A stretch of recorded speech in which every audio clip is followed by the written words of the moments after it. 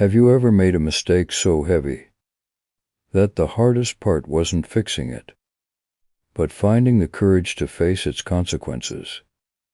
There are mistakes we never meant to make, yet their aftermath frightens us so deeply that all we want is to run away. We tell ourselves, time will make it fade. But the truth is, time doesn't erase our faults. It only lets the guilt quietly grow within us.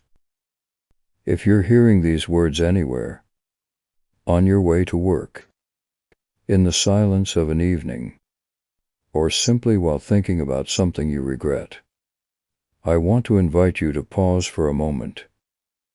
Share with me, in the comments, something you wish you could have done differently, because perhaps the story you're about to hear will help you find a little peace within.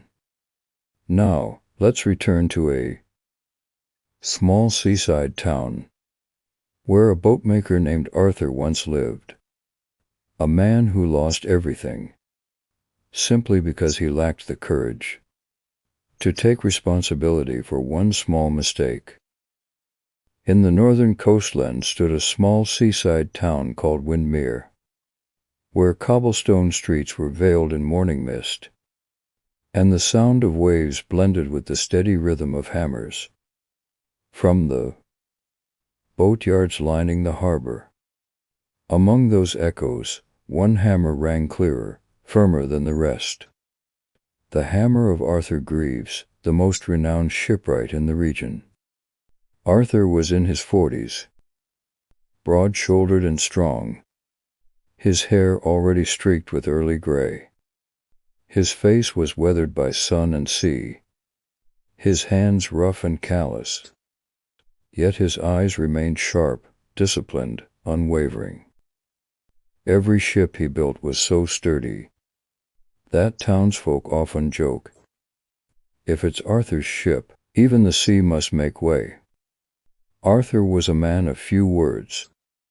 He believed in labor, in precision, and above all, he believed he was never wrong.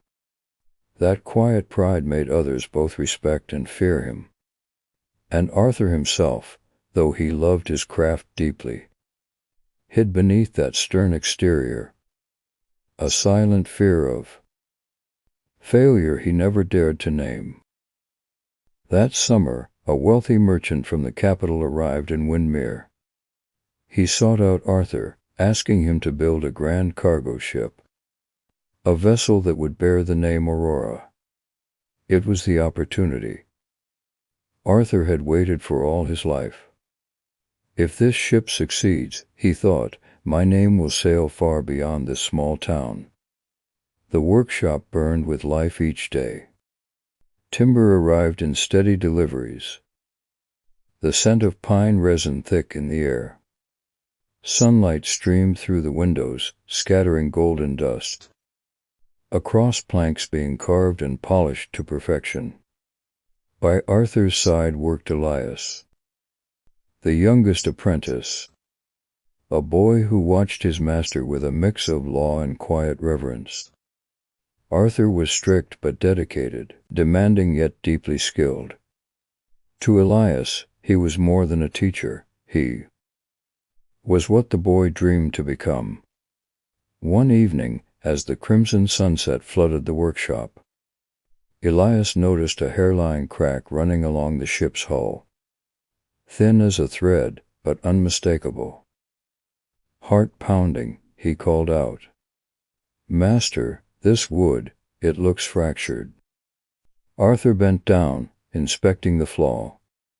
For a brief moment, hesitation flickered in his eyes. He knew Elias was right.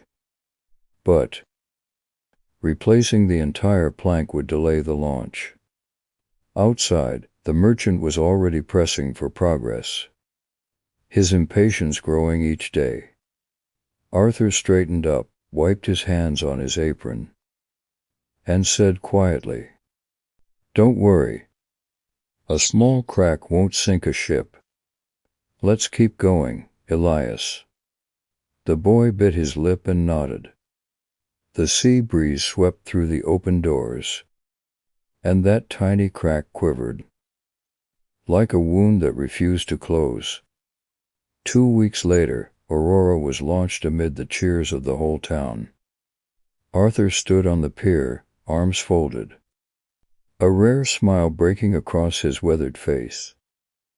The ship glided forward, her white sails swelling proudly under the blazing sun. And then she was gone. A violent storm swept through the northern sea that very night. The next morning, news came. Aurora had vanished. No debris ever washed ashore.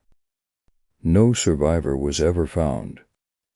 Arthur fell to his knees on the beach, his hands digging into the cold, wet sand. The wind howled like the mourning cry of the sea itself. He didn't need anyone to tell him what had happened. He already knew. The crack he ignored had swallowed lives whole. From the hand of the sea, he became the man, cursed by the sea. After the tragedy, Arthur shut down his workshop and left Windermere behind. Some said they'd seen him wandering through small coastal harbors, mending old boats in exchange for a few coins or a warm meal. He rarely spoke. By night, he would sit alone at the docks, staring at the tide, as the waves whispered against the wood. And he would listen, for hours, without a word. There were nights when he woke in terror, his heart pounding wildly. In his dreams, he saw Elias, the young apprentice who had failed on that fateful ship, standing amid a roaring storm, calling out to him, "Master, we should have stopped." Arthur would jolt awake, cold sweat tracing down his back like seawater. Every time he looked at the waves, he felt as though they were rising to pull him under, to remind him of the debt he could never repay. Years passed. Arthur grew old, his back bent, his hair turned the color of sea salt. One cold winter morning, he walked past a small dock. A group of young shipwrights were arguing heatedly around an old wooden boat. "This beam's cracked. We need to replace the whole frame." "No, just patch it up. We'll save a week that way." Arthur stopped. His breath hung frozen in the air. The scene before him, it was like the ghost of his past returning to speak. He stepped closer, voice low and rough. "If it were me, years ago, I'd have chosen the quicker way too. But the sea never forgets. Even a small crack can drown a lifetime." The group fell silent. One of the younger men looked up, eyes wide. "Who are you, sir?" Arthur looked down at his trembling hands, then smiled faintly, a tired, gentle smile. Just someone the sea once taught its harshest lesson. Arthur stayed at that dock. He was no longer the famed shipwright, just an old man who helped others mend their boats, trading his work for a meal and a place to sleep.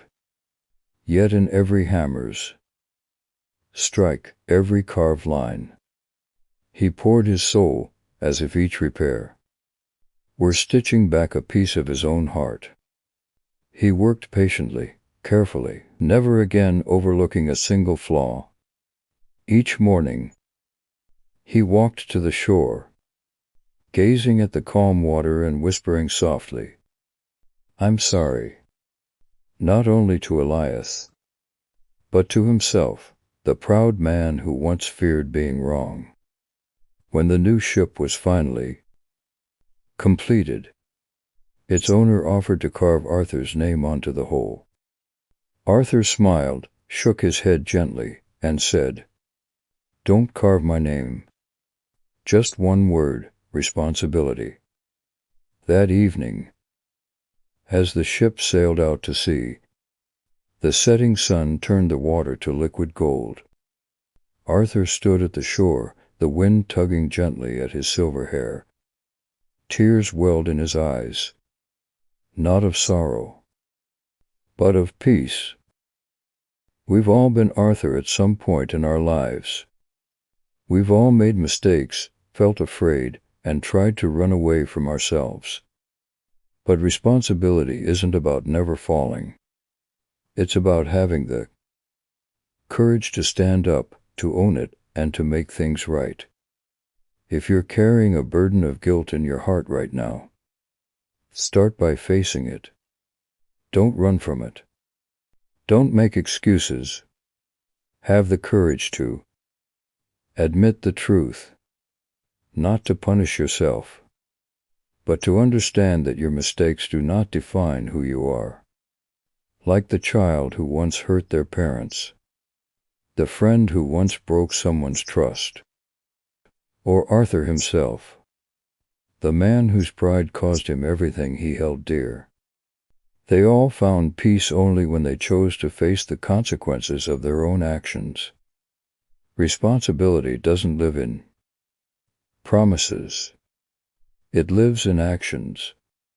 Even a simple apology, a single phone call, or a small act of kindness to make amends, that's enough. Because redemption doesn't have to be grand. It only has to be sincere. A father who once neglected his child can begin again by spending one quiet afternoon throwing stones by the sea. A friend who once hurt another can start by simply saying, "I've missed you." Arthur could never bring back the ship he lost, but he chose to mend every small boat he touched, as if he were patching the cracks within his own soul. And after all of that, learn to forgive yourself. Forgiveness doesn't mean forgetting. It means accepting that no one is perfect, and that what truly matters is that you've tried to become better. When you learn to forgive yourself, you stop punishing yourself. You stop carrying guilt like an anchor, and in that moment, you finally become free. Responsibility isn't the weight that drags us down. It's the lighthouse that guides us back to the shore of peace. If Arthur's story reminds you of something you've been avoiding, maybe today is the day to pause, face it, and begin again. Because sometimes the best way to make things right isn't to say the perfect words, but to live the right way. If there's a mistake that still weighs on your heart, share your story in the comments below. Who knows, your story might give someone else the courage to face their own truth. And if you'd like to hear more stories like this, about courage, forgiveness, and the journey back to yourself, stay with me, because in the next episode, we'll tell another story, gentle yet profound, about forgiveness, and how sometimes the one we save is ourselves.